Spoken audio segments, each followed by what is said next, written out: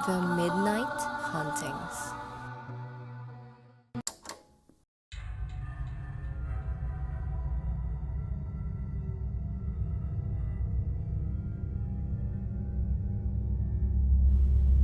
Magandang araw mga ka-midnight. Ako si Rex. Ang kwentong ito ay pinadala ng isa nating tagapakinig at ito ay tungkol sa isang babae na sinamahan ng kanyang lola sa isang lumang bahay kung saan pinaniniwalaang may kasama itong duwende na gumagawa ng kababalaghan. Ako si Amanda at nangyari ang aking kwento ilang taon na ang nakalipas. Nabalitaan ko kasi noon na nagiging makakalimutin na si Lola Cara at nag-aalisan ang mga nag-aalaga sa kanya. Ayon sa kanila, ay may kakaibang presensya daw kasi sa lumang bahay na tinitirhan ng aking lola. Bata pa lang ako ay alam ko nang may kakaiba sa bahay ni Lola Cara, lalo na sa matandang puno sa kanyang bakuran. Ngunit dahil wala namang nagpapakita sa amin, ay hindi namin ito pinapansin hanggang sa bumukod na kami at tumanda akong hindi nakakabisita na. Simula kasi nang mamatay ang aking lolo, ay naging makakalimutin at ulyanin na si Lola Cara, kaya mas gusto niyang nasa lumang bahay lang kahit inaaya namin siyang sumama sa amin. Ayon sa mga huling nag-aalaga sa kanya, ay madalas siyang nagsasalita mag-isa at kausap ang sarili. Ngunit ayon kay Lola Cara, ay kausap niya ang kanyang mga kaibigang duwende sa puno. Nung una ay nakakarinig lang sila ng tumatakbong mga hakbang na parang bata at mga hagik-gik na pangsanggol. Ngunit bigla daw naging bayolente ang mga sumunod na nangyari. Nangilabot ako nung nakwento nilang may gumugupit daw ng kanilang buhok kapag gabi at minsan daw ay may isang natulak pababa ng hagdan at nabalian. Doon daw sila napaniwala na totoo ang mga duwende sa bahay at mapanganib daw ang mga ito. Doon ko natanong ang aking ama, ngunit wala daw siyang maalalang ganong nagaganap nung bata pa siya sa bahay na iyon.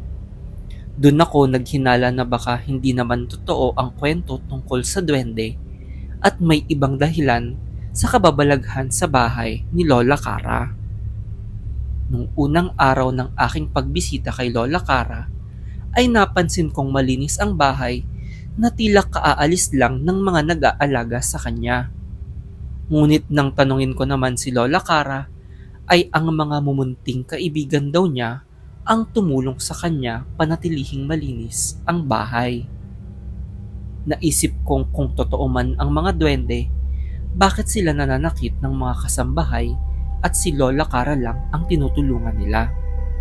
Doon ako napaisip na marahil ay may ibang taong nakatira dito at nagtatago lang habang pinagsasamantalahan ang pagiging ulyanin ni Lola Cara.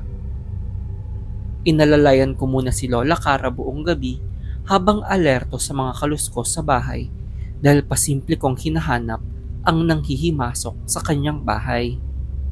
Ngunit nang ako ay babalik na sa aking kwarto sa taas, ay napatigil ako at doon nagbago ang aking paniniwala. Dahil kitang-kita ko ang isang maliit na tao na dahan-dahang lumalapit sa akin na tila naglalaho bago biglang magpapakita muli. Nang makalapit ito sa akin, ay tinulak ako nito sa hagdan. Doon ko napatunayan na totoo nga ang duwende at may masama itong intensyon sa mga nakatira sa bahay. Nanginginig ako sa takot sa aking kwarto sa aking nakita at naranasan. Mabuti na lang ay hindi ako nasubsob nung ako ay natulak ng duwende. Ngunit mas nangilabot ang aking katawan dahil alam kong hindi tumama ang aking ulo, kaya alam kong totoo ang aking nakita. Simula nun ay maaga na akong nagkukulong sa kwarto matapos na patulugin si Lola Cara sa takot na mapag-initan ng duwende. Pansin ko kasing kapag tulog na si Lola Cara, Tsaka lang ako nakakarinig ng kaluskos sa kanyang bahay. Dahil dun ay inalam ko kung paano nagkadwende sa amin. Nakakita ako ng isang malaking baul habang naghahanap-hanap ng mga sulat ni Lola Cara nung bata pa siya, na maaaring magsabi sa akin kung bakit nananakit ang mga duwende. Ngunit nang mabuksan ito, ay may puwersang biglang nagsara nito at napatakbo ako sa kwarto. Agad kong pinagsisihan ng aking nagawa dahil nung kinagabihan ay nakaramdam ako ng bumubulong sa ilalim ng aking kama na tila maliit na boses na nagagalit. Alam kong nasa ilalim ng kama ang duwende at nahirapan akong matulog buong gabi. Naisipan kong magdasal na lang at magsindi ng kandila hanggang sa kumalma ako at nakatulog na din agad. Paggising ko ay nagpasya akong humingi na ng tulong sa albularyo para itaboy o pakalmahin man lang ang mga duwendeng naninirahan sa puno. Nang dumating ang albularyo ay agad nitong naramdaman ang presensya ng mga duwende, ngunit ayon sa kanya ay mababait ang mga ito at pinoprotektahan pa nila ang aking Lola Cara. Kaya dun ako nagtaka at sinabing nananakit sila at nagtangka pa sa aking buhay.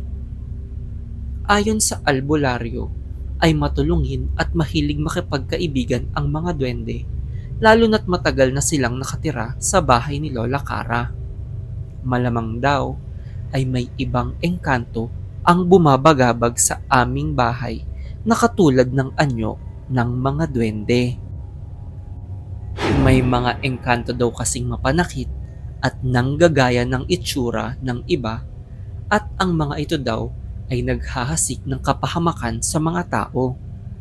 Dun ko napagtanto na malamang ay baka kaya hindi sinasaktan ng engkanto si Lola Cara ay dahil pinoprotektahan siya ng mga duwende.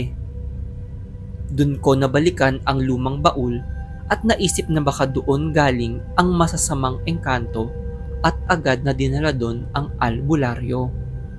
Ayon sa kanya ay may maligno sa loob nito at dapat dasalan para paalisin at kailangan mag-alay ng buhay para mataboy ito. Matapos kong mag-alay ng manok, ay kapansin-pansing naglaho ang masasamang nangyari sa bahay at tanging mga duwende na lang ang naiwan. Napapansin ko kasing nananatiling malinis ang bahay kahit hindi ako nakapaglinis masyado. Ilang taon na ang lumipas at yumao na si Lola Cara, ngunit nandun pa din ang mga kaibigan niya sa aming bahay. Na ang akala kong mapanganib na maligno sa bahay noon ay mga mababait pa lang mga duwende sa puno.